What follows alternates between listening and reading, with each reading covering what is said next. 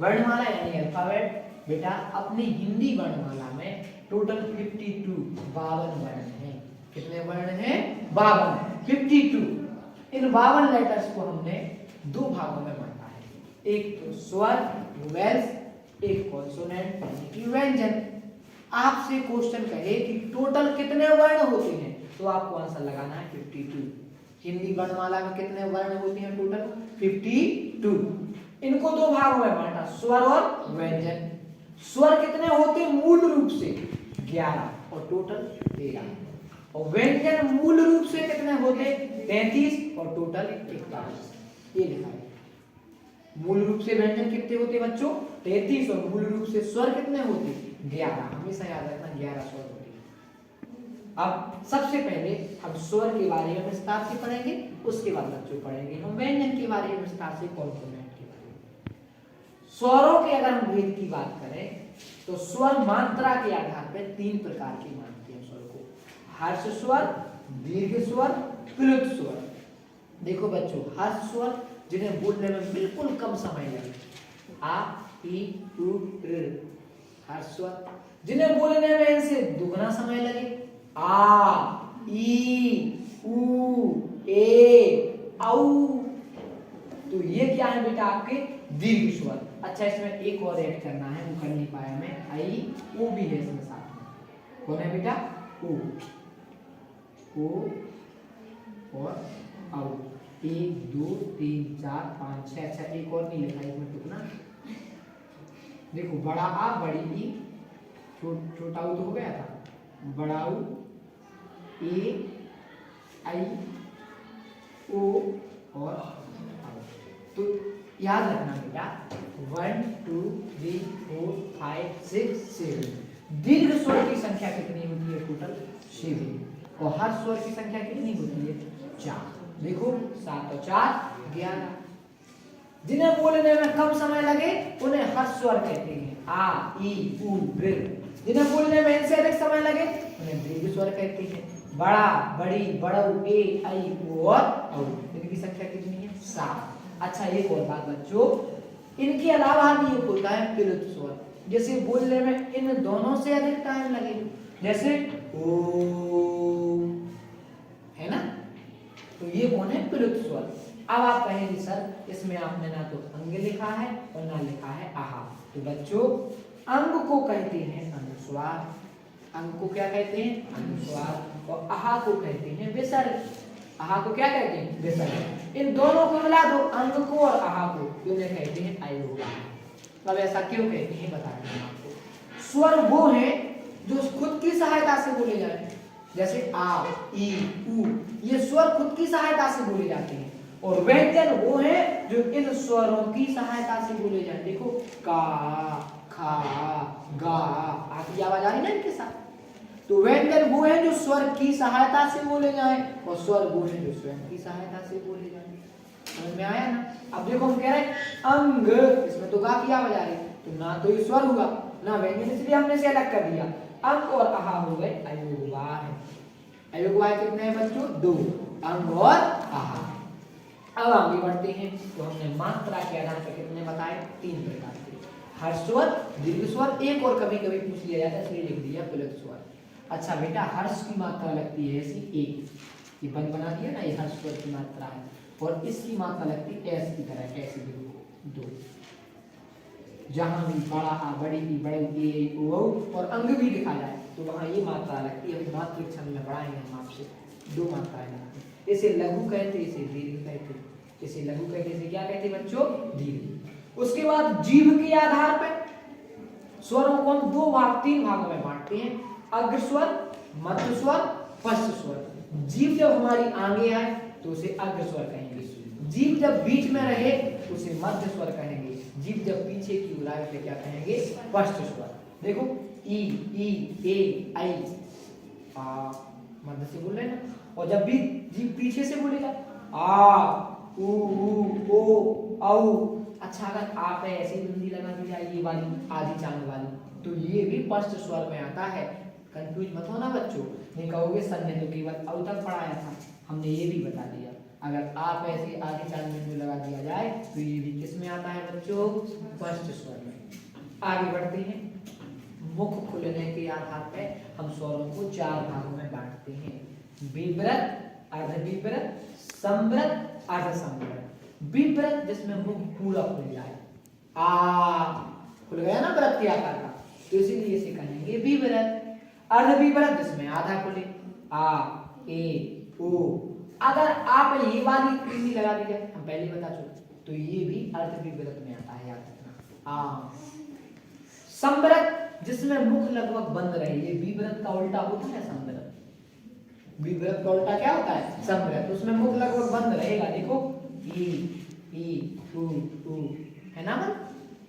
और अर्धसंवृत जिसमें मुख आधा खुले लेकिन अर्धव्रत से कम, देखो ए, ओ, औ में ज्यादा खुलता थोड़ा, तो ए और ओ, ये अर्धसंवृत हो गए। तो आ जाए कि अर्धसंवृत कितने हैं? ए, ओ। संवृत कितने हैं? 4, छोटी, बड़ी, छोटा और बड़ा। अर्धविवृत कितने हैं? आ, आई, औ। और अगर आप ये वाली आम रख दिया जाए तो भी अर्धविवृत, और विवृत केवल एक है, आ, वो भी बड़ा आ। उसके बाद होठों के आधार पर अगर हम स्वर की बात करें तो बच्चों होठों के आधार पर भी 2 प्रकार के, आवृतमुखी, व्रतमुखी। आवृतमुखी जिसमें व्रत ना बने, और व्रतमुखी जिसमें हमारे होठ व्रत के आकार में आ जाए। देखो आवृतमुखी जिसमें व्रत ना बने, जैसे आ, ई, और व्रतमुखी इसमें मुख हमारा व्रत के हिसाब से बनेगा, ऊ, औ, आ। तो ये क्या है अपने? व्रतमुखी। ये क्या है बच्चों? व्रतमुखी। इसमें मुख व्रत के आकार का बना। उसके बाद हवा निकलने के आधार पर 2 प्रकार के होते हैं, एक निर्नुनासिक और एक अनुनासिक। अनुनासिक जो मुख और नाक की सहायता से बोले जाते, देखो आई। अगर सिंपल आ, ई, आ बड़ा, आ बड़ी, ये सारे अगर सिंपल लिख दिए जाए तो ये निर्नुनासिक कहलाएंगे, यानी नाक की सहायता नहीं लगेगी। और यदि इनमें ये वाली चांद बिंदी लगा दी जाए तो इनको हम अनुनासिक कहने लगते थे। यही क्या बन जाते बेटा? अनुनासिक बन जाते। अगर चांद बिंदु लगा दी जाए तो वेरी मोस्ट इंपोर्टेंट, हर बार हर एग्जाम में ये सबसे ज्यादा पूछा जाता कि सघोष कौन से हैं, अल्पप्राण कौन से हैं, इन्हें समझिए बेटा। तो घोषत्व के आधार पर हमने लिखा है जितने भी स्वर हैं सभी सघोष हैं, जितने भी स्वर हैं वो क्या है? सघोष। अच्छा, एक होते अघोष और एक होते सघोष। यहाँ भी हमने इनको बांटा था, ये सघोष है और ये क्या है? अघोष। अब आप कहेंगे सर सघोष क्या? जिनमें घर्षण हो बोलने में वो सघोष, और जिनमें घर्षण ना हो वो है अघोष। तो सभी स्वर क्या है बच्चों? सघोष। और प्राणत्व के आधार पर सभी स्वर अल्प प्राण है। अच्छा, एक अल्प प्राण महाप्राण क्या है आप कहेंगे? तो जिनमें कम प्राण वायु की आवश्यकता हो वो अल्प प्राण, और जिनमें अधिक प्राण वायु की आवश्यकता हो वो महाप्राण। जैसे सभी स्वर क्या हैं आपके? अल्प प्राण। याद रखना सभी स्वर आपके सघोष हैं। क्या है बच्चों? सघोष। और सभी स्वर क्या हैं आपके? अल्प प्राण। उसके बाद अगर हम इनके उच्चारण स्थान की बात करें कि स्वर को कहां कहां से बोला जाता है, तो प्यारे बच्चों आ, और यदि इन पर चांद बिंदी भी लगा दी जाए, और आहा, ये सभी बोले जाते हैं कंठ से, कंठस्थ कहते हैं। आ, आहा कहां से बोले जाते हैं बेटा? कंठ से। और देखो छोटी बड़ी अगर इस पर चांद बिंदी भी लगा दो तो भी ये तालु से बोली जाती है। ई, और रिर, मूर्धन ये मुंह से बोले जाते हैं, ये मुंह से बोला जाता है, मूर्धन्य कहा। अच्छा, छोटा और बड़ा इनको होठों की सहायता से बोला जाता है, ऊ। उसके बाद कंठोष्ठ, जो कंठ और ओठ की सहायता से बोले जाते हैं उन्हें कंठोष्ठ कहा जाता है बच्चों। तो देखो ओ, आऊ, आ, ये कंठोष्ठ है। ये क्या है? कंठोष्ठ। और जो कंठ और तालु की सहायता से बोले जाते उन्हें कंठ तालव्य कहते हैं। जैसे ए, आई, ए, आई, जीभ थोड़ी तालु की हो जाती है। तो एक बार और ये उच्चारण स्थान के हिसाब से बेटा हमने स्वरों को बांटा। तो कंठब कौन है? छोटा और बड़ा। तालब कौन है? छोटी और बड़ी। मूर्धन कौन है? ऋ। ओष्ठ कौन है? छोटा और बड़ा। कंठ और ओष्ठ की सहायता से कौन बोले जाते हैं? ओ, औ, आ। और कंठ तालब ए और आई। समझ में आया? बस इतना ही वर्गीकरण आपसे वो हमेशा पूछेंगे। मैं फिर रिवाइज कर देता हूँ। इंपॉर्टेंट जो क्वेश्चन है वो ये हैं कि टोटल स्वर कितने हैं, मुख्य मूल रूप से स्वर कितने हैं 11 और वैसे कितने हैं 13। अच्छा एक और बात है, मात्रा के आधार पर हर्ष, दीर्घ और प्लत। हर्ष कितने हैं 4, दीर्घ कितने हैं 7, ये इंपॉर्टेंट है। और उसके बाद इंपॉर्टेंट ये वाला है कि सभी स्वर सघोष हैं, सभी स्वर अल्पप्राण हैं। और उसके बाद ये नीचे कहाँ से बोली जाती है, ये इंपॉर्टेंट। ये उतना इंपॉर्टेंट है नहीं, बट पूछ ले तो आप क्या करेंगे। इसलिए स्वर को जितने भागों में बांटा है आपके लिए अनिवार्य है, उतने हमने आपको बताया। अब बच्चों चलते हैं व्यंजन की ओर, जिन्हें हम कॉन्सोनेंट कहते हैं। ये मुख्य रूप से कितने हैं 33। देखो 25 ये हैं, 4 ये हैं और 4 ये हैं, तो 4 दूनी 8 और 25 और 8 कितने हुए 33। अच्छा ये जो 4 है ना, ये इन्हीं में से मिला के बनते हैं, तो इसीलिए हमने लिखा कि मूल रूप से कितने हुए 33 और टोटल कितने हैं 41, 41। प्यारे बच्चों ये हमारे व्यंजन है, का, खा, गा, घाड़ा, चा, छा, जा, जाया। अच्छा जो का वाली लाइन दिख रही है आपको, इनको कहा जाता है कंठस्थ, ये कंठ से बोले जाते हैं, का, खा, गा, घाड़ा। जो चा वाली लाइन है बच्चों, इसको कहते हैं तालम। चा देखो आपकी जीभ तालू से टच करेगी, चा, छा, जा, झा। ये मूर्धन्य टा, जीभ आगे आएगी, मुंह से बोले जाएंगे ठा, डा, ड़ा। ये दंतक है, जीभ दांत को टच करेगी, ता देखो दांतों में गली, ता, था, दा, धा, ना। उसके बाद ये वाली जो लाइन है बच्चों, इन्हें बिना होंठ झुकाए नहीं आप बोल नहीं सकते। देखो पा, अगर मान लो ना होंठ झुकाए, वा कह पाएंगे, पा थोड़ी ना। देखो पा, फा, बा, भा, मा। तो ये 25 याद रखना, का से लेके मां तक, इन्हीं को हम बच्चों स्पर्श व्यंजन कहते हैं। क्या कहते हैं स्पर्श। आप कहेंगे सर स्पर्श व्यंजन क्या है, तो जीभ हमारी इन्हें बोलने में कहीं ना कहीं स्पर्श करेगी, तो इसलिए क्या है स्पर्श व्यंजन। इनकी संख्या कितनी है 25। अच्छा बच्चों इसमें एक क्वेश्चन कर लेते, तो आपको लास्ट वाली पंक्ति जो नहीं ना, रा, रा, ना, मा, इनको नासिक व्यंजन कहते हैं। क्या कहते हैं नासिक।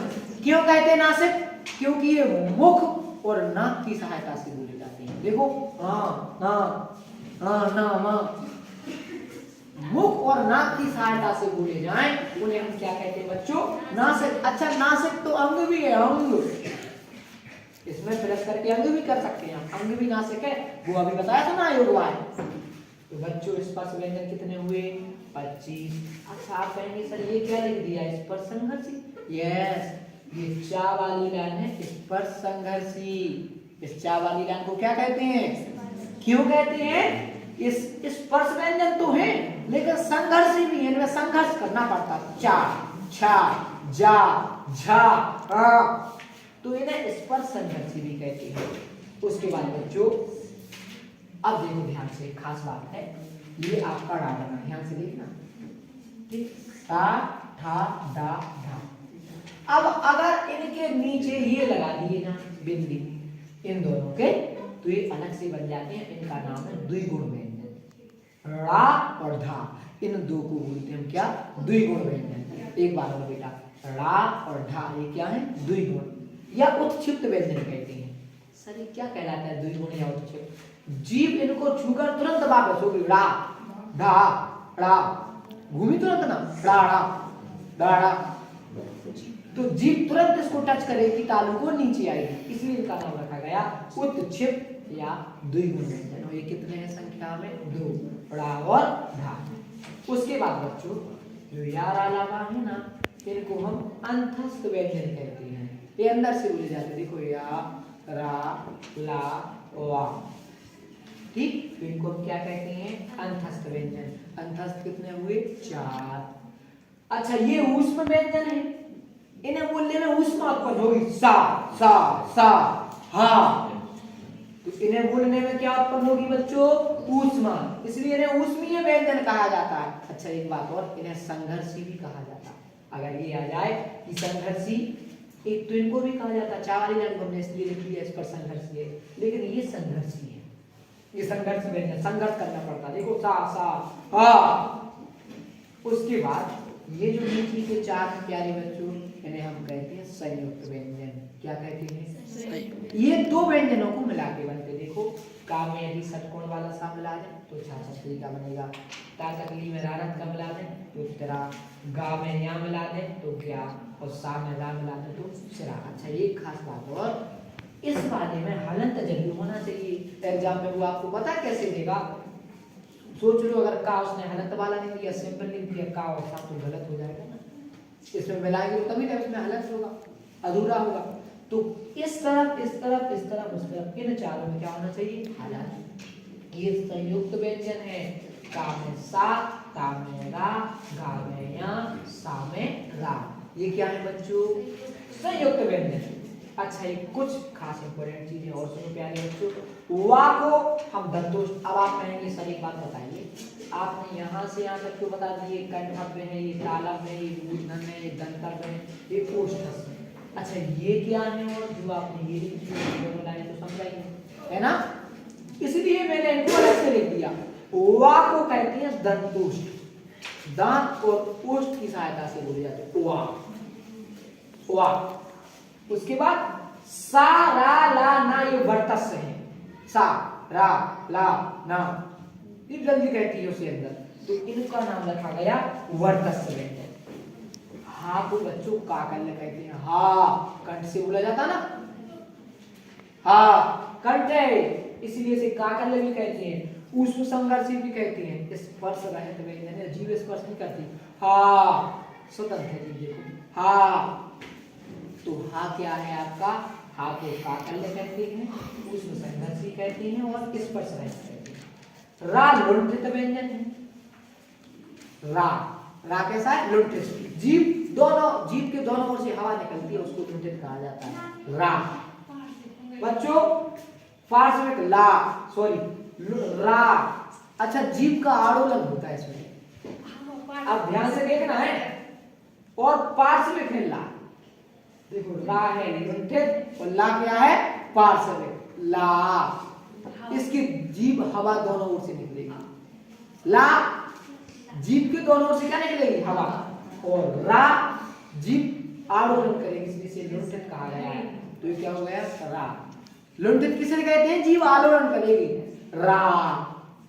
और ला जीभ के दोनों ओर से हवा निकलेगी। खैर आपको ये जरूर याद रखना है कि रा को लुंठित कहते हैं और ला को क्या कहते हैं? पार्श्विक। अच्छा जाओ फाई आगत व्यंजन है, याद रखना बेटा। कैसे व्यंजन है? आगत। जो उर्दू भाषा से आए, अपने यहाँ फारसी भाषा से आए, उनको आगत कहते हैं। तो इसलिए जाओ फा इंपॉर्टेंट रूप से पूछे जाते ये आगत। अच्छा या और वा ये अर्धस्वर है। या वा इनको क्या कहते हैं? अर्धस्वर। दूसरी बात बच्चों इंपॉर्टेंट, नुक्ता व्यंजन कौन कौन है अपने वर्णमाला में? का, आ, खा, गा, जा, फा, ये नुक्ता है। अंग अर्धस्वर हम आपको पहले बता चुके, आहा विसर्ग बता चुके। अच्छा एक और बात, अंग और आहा का स्थान पता कहाँ से है? कंठ से। अंग आहा। अच्छा अंग को हमने नासिक भी बताया था, अंग नाक की सहायता ले गए ना, तो इसे अनुनासिक भी कह सकते हैं। अंग अनुनासिक है और आहा क्या है? कंठस्थ है। उच्चारण स्थान बता दिया। उसके बाद सा और या ये तालव्य है। कौन कौन बेटा? सा और या, ये क्या है आपके? तालव्य। सा या ये तालव्य है। और सा षटकोण वाला सा और ये मूर्धन्य है। अच्छा दोनों ये डोड़ा और है, इनको मूर्धन्य भी कहते हैं। और वैसे भी यहाँ मूर्धन्य लिखा तो इसमें शामिल होंगे। ड़ा और क्या है? मूर्धन्य है। क्या है बच्चों? मूर्धन्य। अब वेरी मोस्ट इंपोर्टेंट बात कि सर व्यंजनों में कौन सघोष है? सघोष हम पहले ही बता चुके, जिनमें घर्षण हो वो सघोष और जिनमें घर्षण ना हो वो अघोष। तो प्यारे बच्चों 3 4 5 देखो ऐसे, ये वाला वर्ग हुआ 1, ये वाला 2, ये वाला 3, ये वाला 4 और ये वाला 5। तो याद रखना, देखो 3 4 और 5 गा वाली, घा वाली और आ वाली, ये लाइनें क्या है आपकी? सघोष। अब इनके अलावा इसमें से या और रा और ला और वा, ये वाली ये सघोष है। आपसे पूछे सघोष कौन कौन है? या रा ला वा ये सघोष है, 3 4 5 ये सघोष है, और ये दोनों द्विगुण जो है ये भी सघोष है। ये भी क्या है सगुस, देखो बेटा लिख दिया हमने सगुस 3 4 5 11 लावा 18। अब अघोष कौन कौन है, तो 1 2 पहले वाले वर्ण और दूसरे वाले वर्ण, ये क्या है आपके अघोष है। अच्छा उसके अलावा देखो तीनों सा और हा, ये भी अघोष है, तीनों सा और हा ये भी क्या है अघोष है। अब अल्प प्राण कौन है, जिनमें कम प्राणवायु की आवश्यकता हो, और महाप्राण जिनमें अधिक प्राणवायु की आवश्यकता हो। तो अल्प प्राण कौन कौन है, इनका सूत्र है 1 3 5, ऐसे देखो 1 3 5, का वाली लाइन गा वाली लाइन यहाँ तक केवल है, और रा वाली लाइन ये है आपके अल्प प्राण, और या रा लावा कौन कौन बेटा, या रा लावा, और इन दोनों में से केवल ये वाला डाडलिया वाला, तो ये क्या है आपके अल्प प्राण। और महाप्राण कौन है, 2 4, अभी क्या कहा आपने 1 3 5, ये क्या है आपके अल्प प्राण। तो महाप्राण में अब कौन बचे 2 और 4, तो बच्चों 2 वाले देखो ये घा वाली लाइन, और 4 वाली ये घा वाली लाइन, 2 4 और साथ में तीनों सा और हा, और एक वाला ये ढाढक्कन वाला ड़ा बचा था ना, तो ये आपके महाप्राण है। ये क्या है आपके महाप्राण। तो बच्चों सघोष कौन कौन हुए, 3 4 5 11 लावा 18। अघोष कौन हुए 1 2 सा सा सा हा। अल्प प्राण कौन हुए 1 3 5 11 लावा और डावा लाड़ा। और महाप्राण कौन हुए 2 4 सा सा सा हा और हा, ये महाप्राण। अच्छा सघोष सभी स्वर थे और अल्प प्राण सभी स्वर थे, यानी सघोष अघोष में स्वर क्या है, तो सभी स्वर हैं सघोष और सभी स्वर हैं अल्प प्राण। बच्चों समझ में आया। तो ये हमने आपको सारी वर्णमाला समझाई है प्यारे बच्चों, बहुत अच्छे से याद करना, और जो भी आपको समझ में ना आया हो आप कमेंट में हमें लिख देना। कोई भी आप एग्जाम देने जाना, अगर वर्णमाला में से कुछ आएगा तो मेरी गारंटी है इससे अलावा वो आपसे कुछ नहीं पूछेगा। इसमें मैंने संभवतः सभी चीजों का कलेक्शन इसमें कर दिया है। ठीक है प्यारे बच्चों, अब मैं एक और आपका पार्ट 2 बनाऊंगा इस वर्णमाला का, उसमें क्वेश्चन देंगे हम इसी प्रकार के, और जो भी यहाँ छोटी चीजें हैं वो भी लिख देंगे, है ना। तो प्यारे बच्चों ये जरूर याद कर लेना, कंठब कौन है, तालब कौन है, मूर्धन कौन है, दंतब कौन है, उष्टस कौन है, सघोष क्या है, प्राण क्या है, महाप्राण क्या है, बार बार यही पूछते हैं, है ना। स्पर्श कितने हैं 25 हैं, अंतस्थ कितने हैं 4 हैं, विष्णु कितने हैं, मैंने सब आपको बहुत विस्तार से पढ़ाया है। आशा करते हैं आपको समझ में आया होगा। अच्छा ये जो संयुक्त व्यंजन है, संयुक्त स्वर भी होते हैं बेटा, देखो जैसे ए यू ये 2 स्वरों को मिला के बनते हैं ना, ये संयुक्त स्वर है। हमने एक संधि वाली वीडियो डली उसमें विस्तार से पढ़ाया। आ में ई मिला दो तो क्या बनता है, इस प्रकार की बहुत सारी चीजें हैं जो हम आपको सेकंड पार्ट में और इससे ज्यादा बताएंगे प्यारे बच्चों, उसमें क्वेश्चन भी शामिल होंगे। तो आशा करते हैं समझ में आया होगा।